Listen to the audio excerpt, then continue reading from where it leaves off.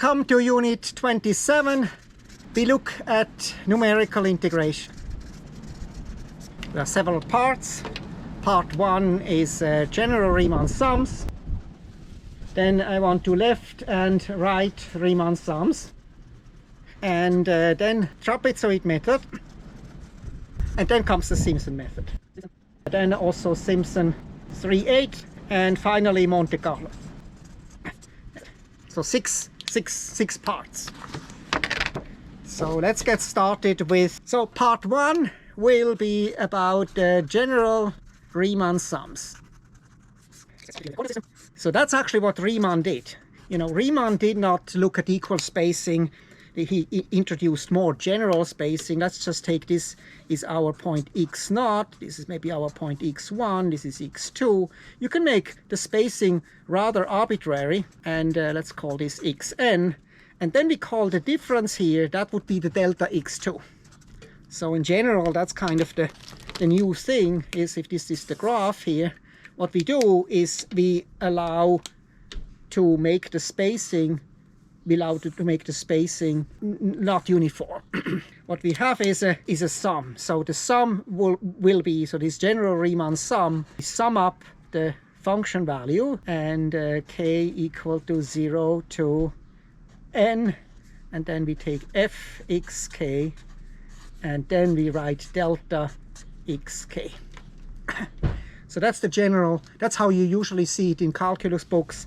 I prefer not to introduce things initially like this, but you see what happens here. This part here becomes the integral, right? This becomes the integral from a to b, and then we have fx, and the delta xk becomes the dx. So that's what Leibniz did, right? We have when n goes to infinity, this becomes the nice integral. So this is the general Riemann sum. That becomes the integral, the Riemann integral. Now it can make sense, right, to be a little bit more flexible with functions. For example, if a function oscillates near some for example, if it would oscillate here a lot, you would take a lot of points to make it more accurate. But that's the introduction. General Riemann sums. We have just seen already the left and right Riemann sum. So let me just write that down again. So let me make the coordinate system. So what we have is this division. So this is x0, this is x1, this is x2, this is x3, x4, x5. So that's xn. And now the function is here given, and what we do is for a left Riemann sum, so I write L for the left Riemann sum. So what we do is we take the function values at the left part. So I'm taking this and then I multiply with delta x0. So I take f x0 times delta x0 plus f x1 times delta x1, etc., plus fxn minus 1 delta xn minus 1. So let me just write that down a little bit more compact. So what happens is this is equal to the sum k equal to 0 to n minus 1 f of xk times delta xk. So that's the left Riemann sum.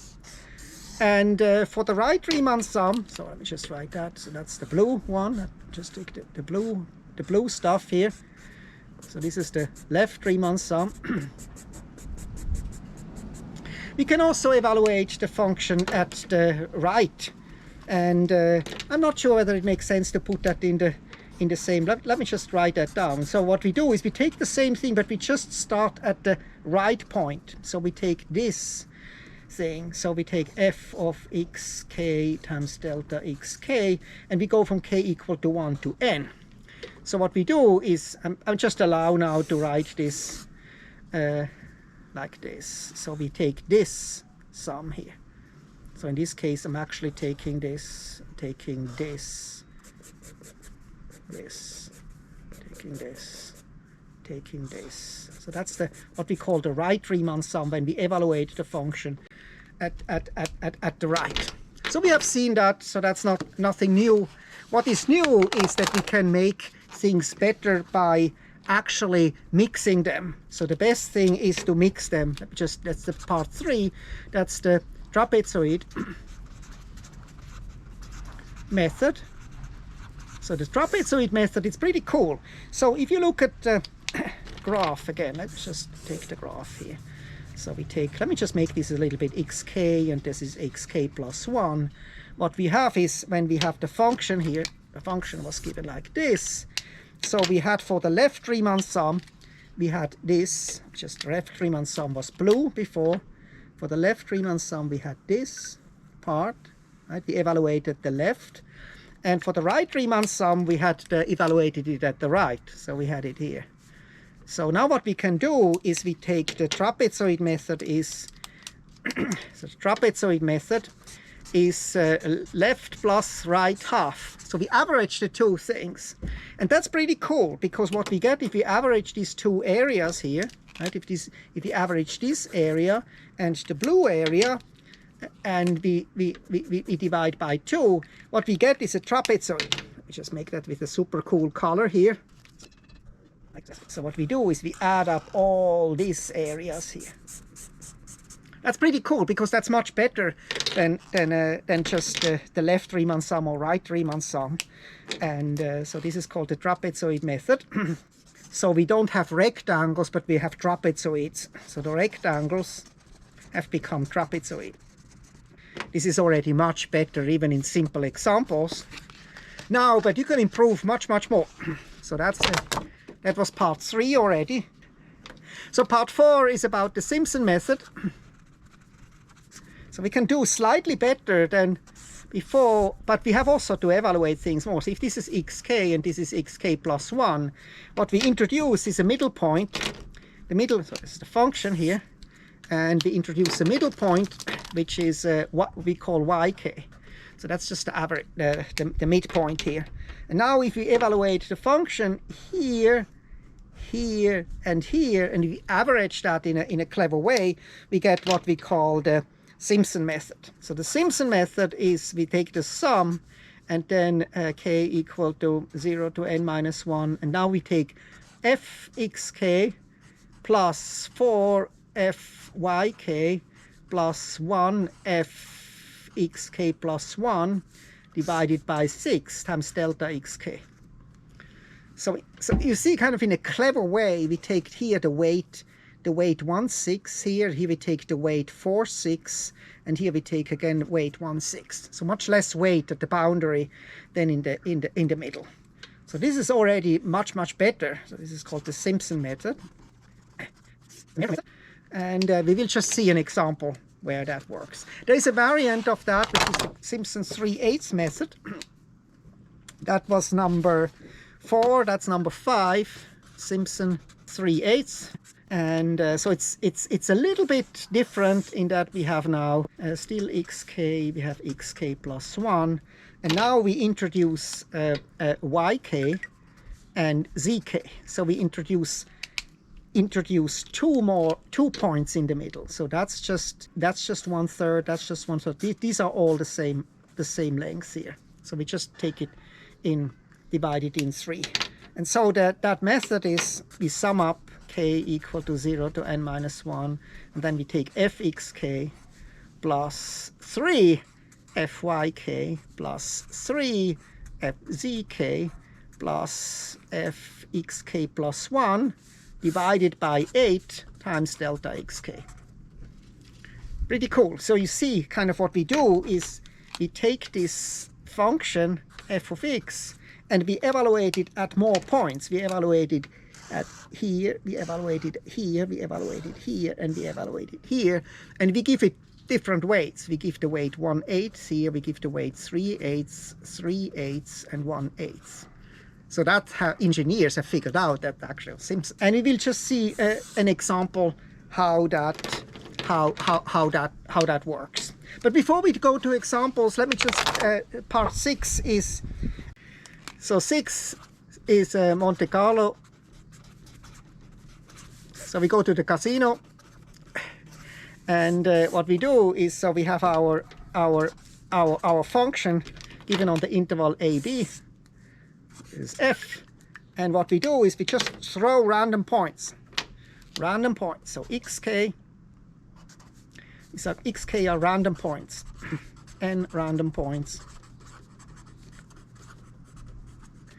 And then we can form the sum. The Monte Carlo sum is now just the sum k equal to 1 to n. We take fxk, evaluate the function at that point fxk, and then we multiply by b minus a over n.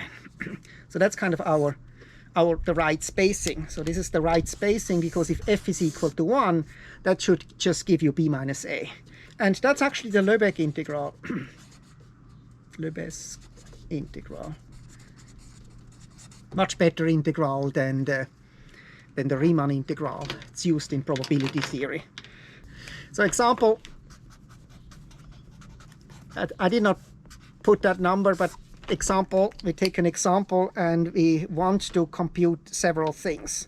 So first of all, here I take the function from 0 to 1, x cubed, beautiful function. And what we do is we take n equal to 5. So 0, 1/5, 2/5, 3/5, 4/5, and 1 is equal to 5/5. Now we take the left Riemann sum. The left Riemann sum gives us this sum here.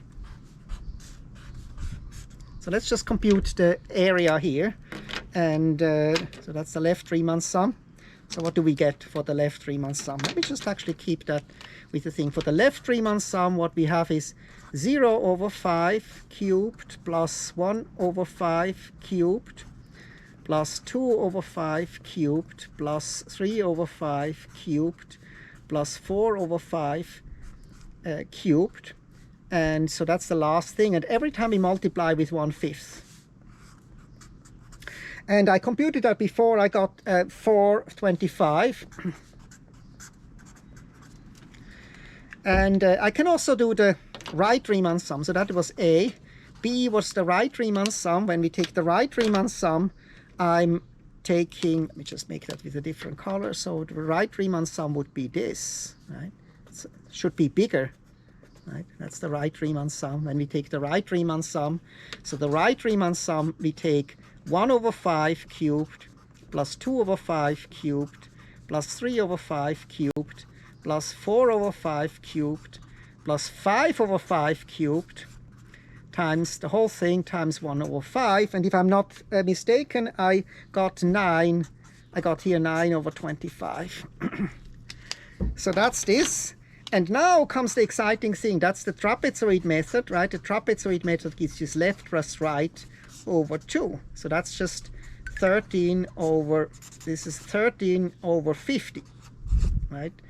4 plus 9 is 13, but then we have multiplied by 2 because 1350 here. And we know the right result, right? We know the right result when we compute that integral from 0 to 1 x to the 3 dx is actually just 1/4, right? So we should get 1/4. So that's very close to 1/4, which is 12.5 over 50. So 1 over 100 we are away. 1% we are off. But let me just show you the absolutely amazing case. What happens when we take the so this was C. Now the D, we take the Simpson method. And what I'm doing, I'm actually just take one interval. So I take one interval. So A is equal to 0, B is equal to 1. So now we have seen in the Simpson method, we just take one division point. So that's actually our x0, that's our x1. And then we have a y0 here in the middle. And what we do is we take this function, evaluate it at the 3 points. We evaluate it here, we evaluate it here, and we evaluate it here, and then we average this stuff up.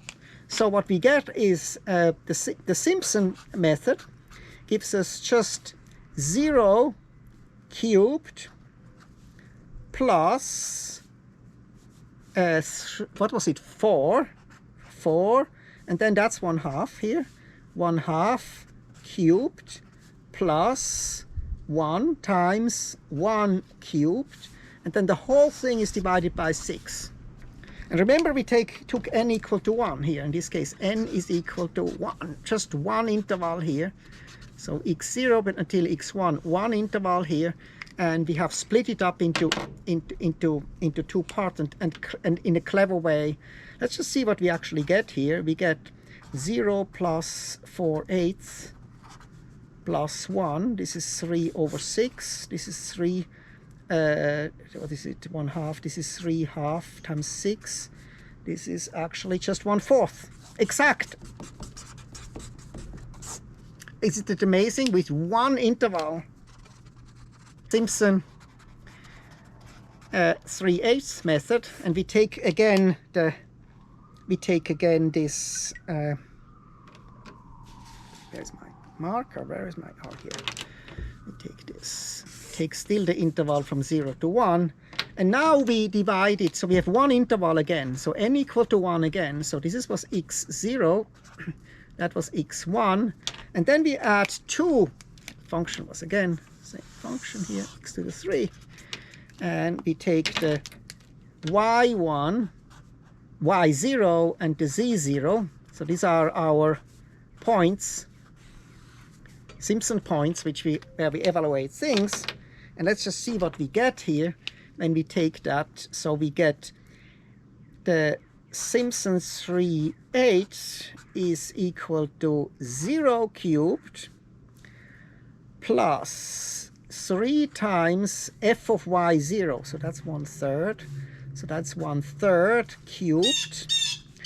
And then 3 times 2/3 cubed plus 1. So that's the function value here. And then we divide everything divided by 8. So let's just see what we get here. So this is 0 plus 1 over 9 plus, and 2 cubed is 8. 8 over 9 plus 1 over 8. So this is, if I'm correct, this is actually just 1. This is 2/8. This is again 1/4. And it's again exact for n equal to 1.